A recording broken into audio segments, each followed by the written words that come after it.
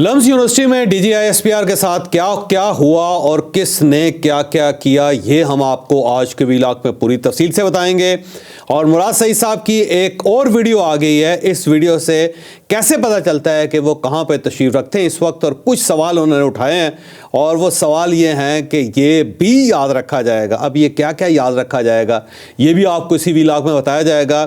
اور لاہور میں مریم نواز صاحبہ نے ایک بہت اچھا انیشیٹو لیا تھا، انہوں نے اس سڑک کا ایک پورشن اسے گرین کر دیا تھا بائکرز کے لیے، یعنی موٹر سائیکلوں کے لیے، لیکن ایک بارش بھی وہ گرین لائن جو ہے وہ برداشت نہیں کر سکی۔ آخر وہ رنگ کہاں چلا گیا اور کس نے مریم نواز کو چونا لگایا، یہ بھی ہم آپ کو آج کے ویلاگ میں بتائیں گے۔ اور امریکہ نے یورپین یونین کو دھمکی دے دی ہے کہ اگر آپ نے یوکرائن سے جنگ بندی نہ کروائی تو ہم پتہ نہیں آپ کے ساتھ کیا کر دیں گے۔ تو اب یہ امریکہ یورپ کے اوپر کیوں پل پڑا ہے، یہ بھی ہم آپ کو آج کے ویلاگ میں پوری تفصیل سے بتائیں گے۔ لیکن ویلاگ کی طرف جانے سے پہلے میری آپ سے ریکویسٹ ہے کہ چینل کو سبسکرائب ضرور کیجیے گا اور یہ جو بیل آئیکن ہے اس کو ضرور پریس کرے تاکہ نوٹیفیکیشن آپ کو ملتا رہے۔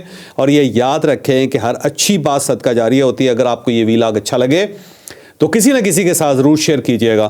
اور ہم نے اپنا کالم 0 پوائنٹ اب آڈیو فارم میں بھی لانچ کر دیا ہے، آپ اس لنک کے اوپر کلک کر کے اب ہمارے کالم بھی سن سکتے ہیں۔ السلام علیکم ناظرین، میں ہوں فاروق عباس، نیوٹرل بائی جاوید چودھری میں۔ ناظرین، آج ہماری ٹاپ سٹوری سب سے بڑی وہ ہے جو اس وقت ہٹ کر رہی ہے سوشل میڈیا کو، اور ایک عظیم قسم کا پروپوگنڈا جاری ہے، عجیب و غریب قسم کا پروپوگنڈا جاری ہے۔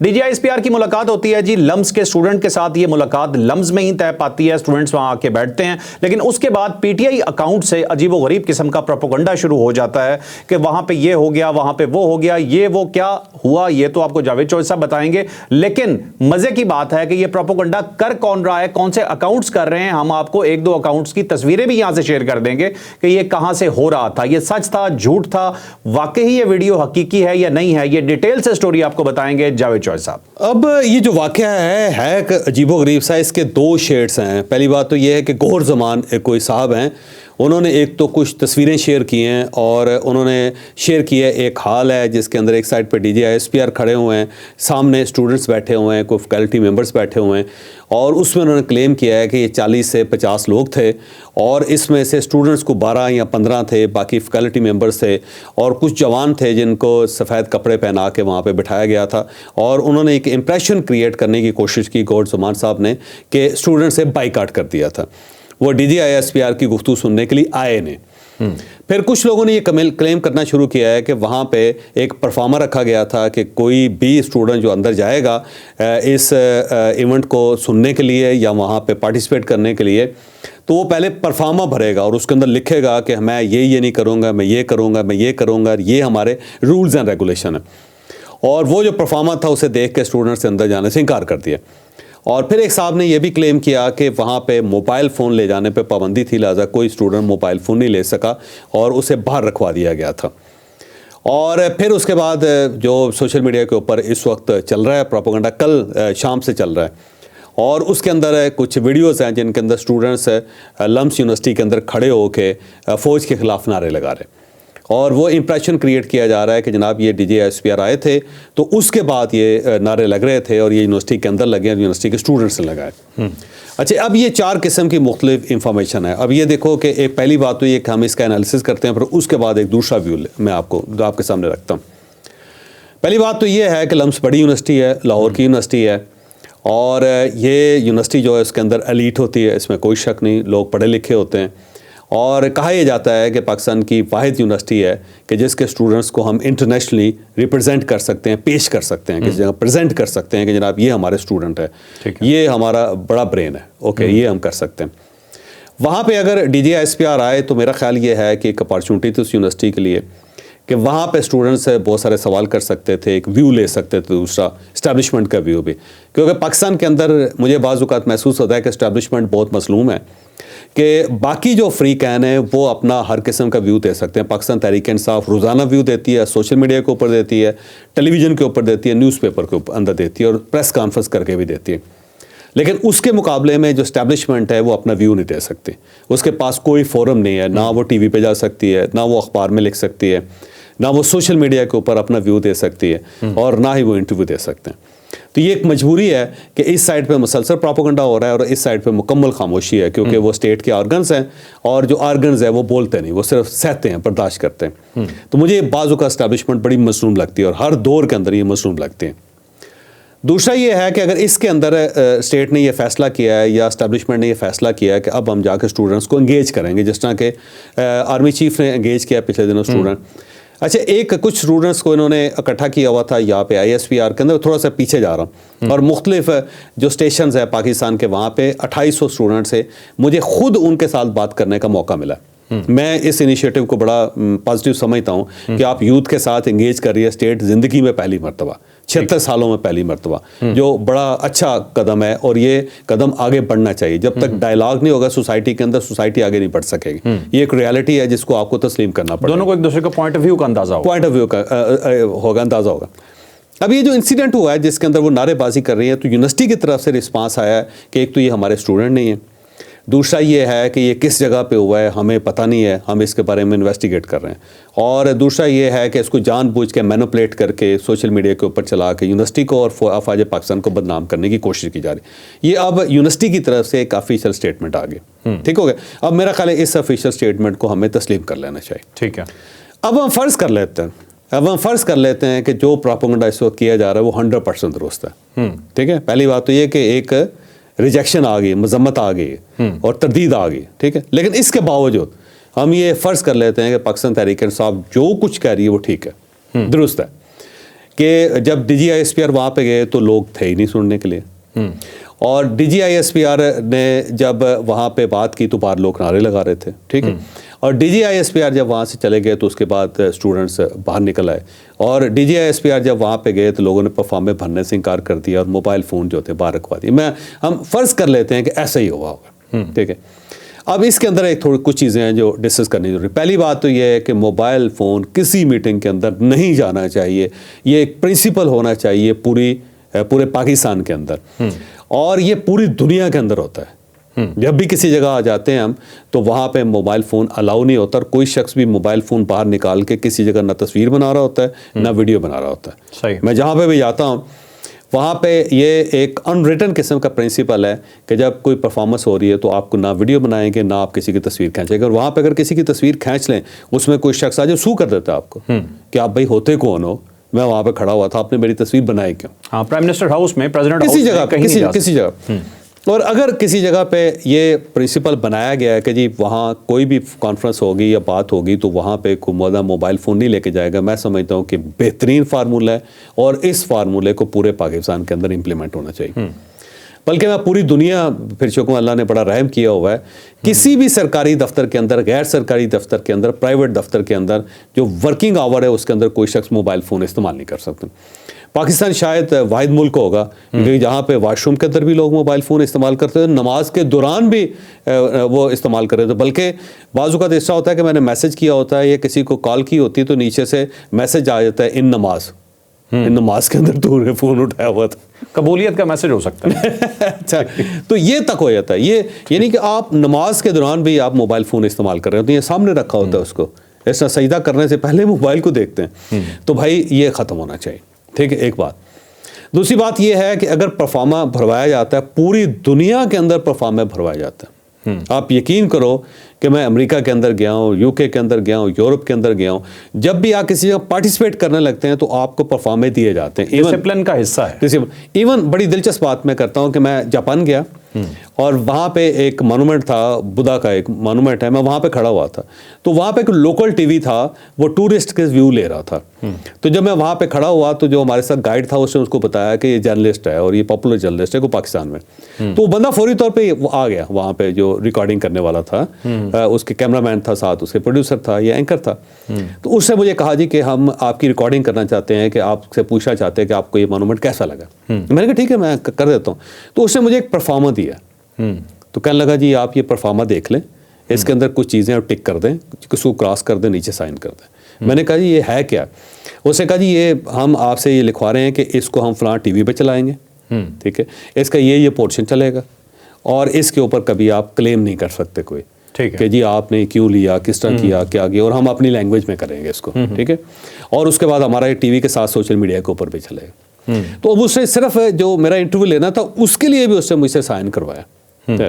تو اگر کسی جگہ یہ فنکشن ہوتے ہیں اور وہاں پہ پرفارمے اگر پر کروائے جاتے ہیں تو میرا خیال ہے یہ ایک بہت اچھی بات ہے اور اس کو ہونا چاہیے, ہر جگہ پہ ہونا چاہیے. کسی یونیورسٹی کے اندر, کسی ادارے کے اندر کوئی بھی تقریر ہو رہی ہے تو آپ کسی جگہ پارٹیسپیٹ کر رہے ہیں تو آپ ٹھیک ہے, آپ ایک انڈرسٹینڈنگ کر لیں ان کے ساتھ, آپ لکھ کے دے دیں انڈر ٹیکنگ کہ جناب میں یہ نہیں کروں گا, میں ہلڑ بازی نہیں کروں گا, میں یہاں پہ سوال کروں گا, میں اختلاف کروں گا لیکن لڑوں گا نہیں کسی بندے کے ساتھ, اور ایک اچھے بچے کی طرح بہیو کروں گا. تو اس میں کرنے میں کیا حرج ہے؟ یہ آپ کیوں سمجھتے ہیں کہ ایک سیمینار ہو رہا ہے یا کسی جگہ ٹاک ہو رہی ہے تو اس کے اندر وہی ماحول ہونا چاہیے جو کبڈی کے اندر ہوتا ہے, کوڈی کوڈی کوڈی ہونا چاہیے, یا ایک دوسرے کی داڑھی پکڑی ہو, یا ایک دوسرے کے منہ پہ تھپڑ مارے جا رہے ہیں, یا بدتمیزی کی جا رہی ہو, یا نعرے لگائے جا رہے ہیں. تو اگر کوئی پرفارما ہو جاتا ہے تو اس کے اندر کیا حرج ہے؟ اب میں یہ سمجھ کے کہ جو پی ٹی آئی کہہ رہی ہے وہ درست ہے, میں اس کا یہ جواب دے رہا ہوں. اچھا, تیسری چیز اس کے اندر یہ ہے کہ ہو سکتا ہے کہ جو اسٹوڈنٹس ہوں انہوں نے اندر آنے سے انکار کر دیا ہو. ٹھیک ہے, اب سوال یہ ہے کہ اگر اسٹوڈنٹ انکار کر دے گا تو اسٹوڈنٹ کس چیز کا اسٹوڈنٹس کا تو کمال یہ ہے کہ انہیں موقع ملنا چاہیے کہ جہاں پہ پارٹیسپیشن ہو, جہاں پہ کوئی گفتگو چل رہی ہو, جہاں پہ ڈائلاگ چل رہا ہے, وہاں پہ اسٹوڈنٹ کو جانا چاہیے لرننگ کے لیے. بالکل. اور اگر اسٹوڈنٹ ہمارا جو ہے وہ یہ فیصلہ کر لیتا ہے کہ جی اس جگہ تو میں نے جانا ہی نہیں, تو پھر لرننگ کہاں سے ہوگی؟ تو اس کا مطلب یہ ہوا کہ ہماری جو لرننگ کیپیسٹی ہے وہ انتہائی نیرو ہے, اور اتنی نیرو ہے کہ ہم دوسرا ویو سننا ہی نہیں چاہتے. تو جب ہم دوسرا ویو سننا ہی نہیں چاہتے تو پھر ہم آگے کیسے بڑھیں گے؟ اور یہ یونیورسٹی کی صورتحال ہے. یہاں پہ کوئی شیعہ سنی مباحثہ نہیں ہو رہا تھا, کوئی مناظرہ نہیں ہو رہا تھا کہ ہم یہ کہیں جی ہم نے اس کے اندر نہیں جانا, یا یہ اہل تشیع میں نے اس کے پیچھے نماز نہیں پڑھنی, یا جماعت و سنت کے ساتھ اس کا تعلق ہے میں اس کے پیچھے نماز نہیں پڑھنی. یہ کوئی فرقہ واریت نہیں ہے, یہ اس کے پیچھے کوئی نظریہ نہیں ہے, یہ ایک ٹاک ہے. اور ٹاک کے اندر اگر آپ اتنے چوزی ہیں کہ اس کے اندر میں نے نہیں جانا, اس کے اندر میں نے نہیں بیٹھنا, تو پھر لرننگ کیسے ہوگی؟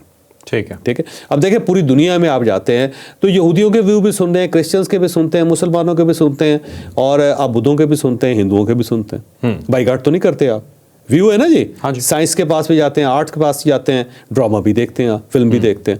اس کی وجہ یہ ہے کہ آپ ویو لیتے ہیں. تو اگر یونیورسٹی کے اندر اسٹوڈنٹس جو ہیں وہ یہ بہیو کریں تو اس کا مطلب پھر ہمیں اپنے نظام تعلیم کے اوپر تالے لگا کے اسلام پیش کر دینا چاہیے.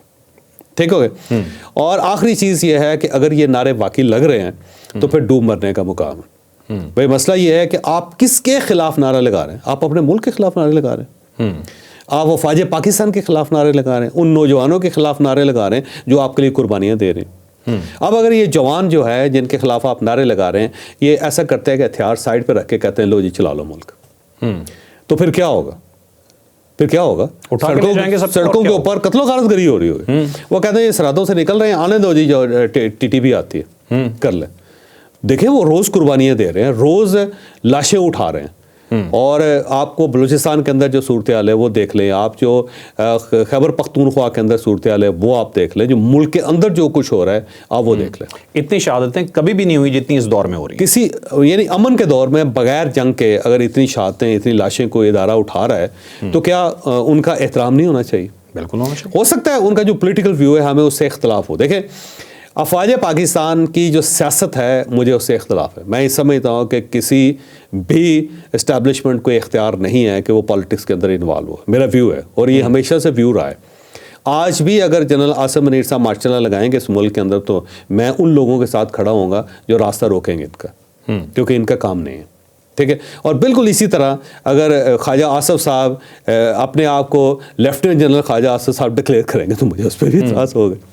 ٹھیک ہے. یا ایک انجینئر ایک سرجری کرنے کی کوشش کرے گا, ایک سرجن پل بنانے کی کوشش کرے گا, مجھے اختلاف ہوگا اس سے, کیونکہ جس کا جو کام ہے اس کو وہ کرنا چاہیے. لہذا میرا یہ ویو ہے کہ فوج کو پالیٹکس میں نہیں انوالو ہونا چاہیے, اور وہ ہے, اسے باہر نکلنا چاہیے. اس سے میں اوپنلی کہہ رہا ہوں آپ کو. لیکن میں کبھی یہ نعرہ نہیں لگاؤں گا اپنی فوج کے خلاف اور اس جوان کے خلاف جو میرے لیے قربانیاں دے رہا ہے, جو میرے لیے رات کو جاگ رہا ہے. ٹھیک ہے. جس کا والد یا جس کی ماں جو اس کی لاش اٹھا کے لا رہی ہے, میں کبھی اس کے خلاف بات نہیں کروں گا. تو اگر یہ نعرے لگے ہیں تو میرا خیال ہے ڈوب مرنے کا مقام ہے پھر. ٹھیک ہے. کہ اس کا مطلب یہ ہوا کہ ہم اپنے آپ کو نقصان پہنچانا چاہتے ہیں. ہم اپنے باپ کو گالی دے رہے ہیں, پھر ہم اپنے بھائی کو گالی دے رہے ہیں, پھر ہم اپنے اداروں کو گالی دے رہے ہیں. تو جب ہم اپنے اداروں کو گالی دے رہے ہیں تو پھر ہم ڈیزرو ہی نہیں کرتے اس ملک کو.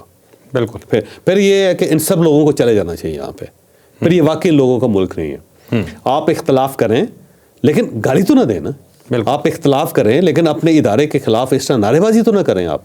बिल्कुल। चौधरी साहब, मैं एक से दो पॉइंट्स आपसे यहाँ डिस्कस करता हूँ, बताता हूँ आपको। एक तो मोबाइल फ़ोन का यूज़ जो पीटीआई है वो बहुत नेगेटिव करती है। यहाँ एक तरीकाकार बन चुका है कि किसी के साथ बदतमीजी करो और उसकी रिकॉर्डिंग कर लो और उसके बाद वो आपको अपग्रेड करने में अपनी पार्टी का वो बड़ा जी इंपॉर्टेंट रोल अदा करेगा। नेगेटिव प्रोपेगेंडा है ना, नेगेटिव प्रोपेगेंडा। आपने बदतमीजी की, आपने मोबाइल पे वीडियो बना ली और उसके बाद आपकी बल्ले बल्ले हो गई अपनी पार्टी में। एक तो ये चलता है। तो मोबाइल फोन इन लोगों को तो ले जाने की इजाजत होनी ही नहीं चाहिए किसी जगह पे, मैं क्लियर कट बोल रहा हूँ। ठीक हो गया। दूसरी एक चीज और कि ये जो वीडियो सामने आई है नारेबाजी की, इतनी बैड क्वालिटी की वीडियो है, पता ही नहीं चल रहा ये कब की है। जरूरी नहीं है अभी की, मुझे लगता है हो सकता है पुरानी हो किसी जगह, हो सकता है ये वाकई लम्स की ना हो, कहीं और की हो। अगर है और दूसरा वो जो बहादुर बच्चे नारे लगा रहे हैं वो उनके फेस ही नहीं दिखाए हुए किसी ने, इतने बहादुर हैं तो सामने खड़े हो ना। और एक इंपॉर्टेंट चीज और हो सकता है उसकी जो ऑडियो है वो मैनिपुलेट की गई हो सकता है। अच्छा, और चौधरी साहब एक चीज और है कि फौज बहुत डिसिप्लिन इदारा है, ये जब भी कोई प्रोग्राम इस तरह का करेगा तो ये बहुत दिनों पहले प्लान हो जाएगा।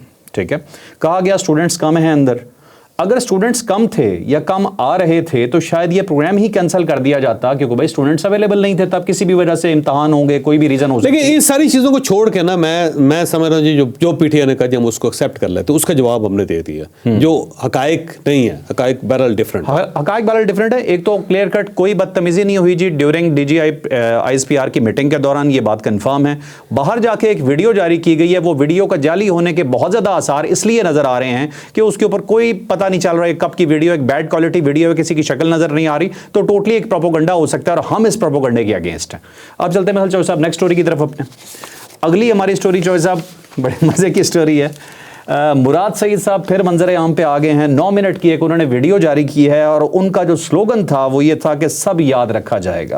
अब उन्होंने किस किस चीज को याद करवाया है जरा ये बता दीजिए आवाम को, और मुराद सईद के बारे में क्या याद रखा जाएगा ये भी बता दीजिए। अच्छा, अब मुराद सईद साहब की दूसरी वीडियो आई है और ये बाकायदा स्टूडियो के अंदर बनी हुई है और पीछे क्रोमा हुआ है और लाइट्स प्रॉपर है, यानी प्रॉपर प्रोफेशनल वीडियो है। ये कहीं खुफिया मुकाम से नहीं बनी हुई, ये बाकायदा एक विजिबल मुकाम से बनी हुई जहाँ पे सारी सहूलतें मौजूद हैं और सामने टेलीप्रॉम्प्टर भी है जिसके ऊपर से वो पढ़ रहे हैं सारा।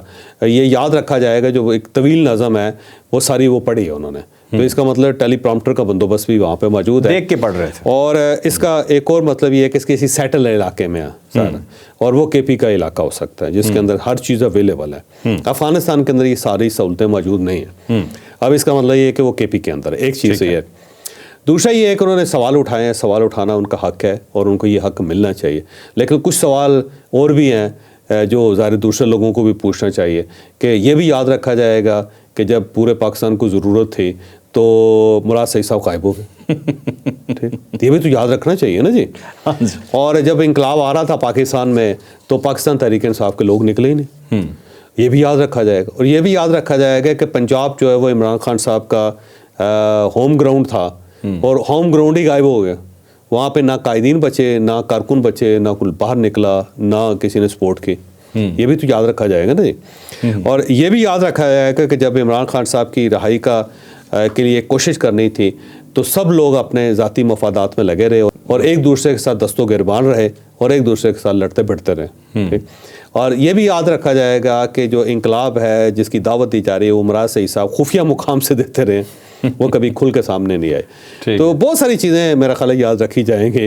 अगर आवाम को लान तान कर रहे हैं या इदारों को मलाइन कर रहे हैं तो ये भी तो याद रखना है भाई कि आप कहाँ थे। ये अजीब वैसे लोग हैं, वैसे कमाल लोग हैं भाई। एक हमाद साहब हैं, बहुत बड़े इंकलाबी हैं, लाहौर के अंदर छुप के फार्म हाउस के अंदर बैठ के वहाँ से पूरी आवाम को कहते हैं बाहर निकलो।